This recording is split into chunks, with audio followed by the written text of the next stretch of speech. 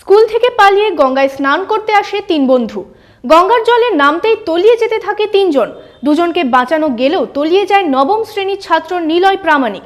বহরমপুরে কুমার হোস্টেল সংলগ্ন ঘাটের ঘটনা। তিনজনেই গোড়াবাজার আইসিআই স্কুলের নবম শ্রেণীর ছাত্র।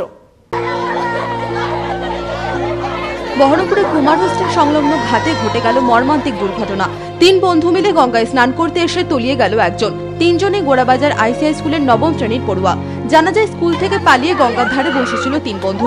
এরপর গঙ্গায় স্নান করতে নামে নিলয় প্রামাণিক, কৌশিক সাহা ও আরো একজন। এরপর জলে নেমে স্নান করতে গিয়ে ডুবে যেতে থাকে তারা।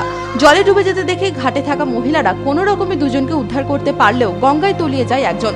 সাঁতার না জানা সত্ত্বেও এভাবে গঙ্গায় নেমে পড়ায় এই বিপত্তি বলেই মনে করা হচ্ছে।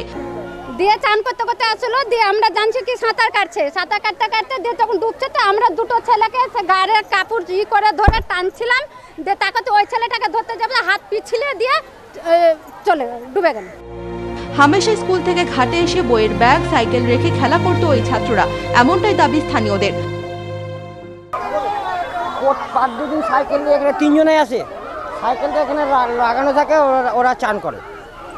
হ্যাঁ, ওই মাঝে সাঝে দিয়ে ব্যাস এই বাড়ি লাড়ে, এটা লাড়ে ওটা লাড়ে, এই বাড়ি ছুঁড়ে দেয়। এটাই আমি আমার দরজা, এই সামনে বাড়ি, আমার দরজা থেকে আমি সব দেখি। আজকে ওই তিনজনের লাড়াচাড়া করতে করতে ব্যাস একজনে নেমেছে, তলিয়ে গেছে একজনে। জলে ডুবে যায় নিলয় প্রামাণিক, কৌশিক সাহা ও আরো এক ছাত্রকে মুর্শিদাবাদ মেডিকেল কলেজে চিকিৎসার জন্য নিয়ে যাওয়া হয়। দুজন উদ্ধার হয়েছে আর একজন তলিয়ে গেছে, নিলয় প্রামাণিক। তার মধ্যে একটা কি সাহা দেখলাম, কৌশিক সাহা।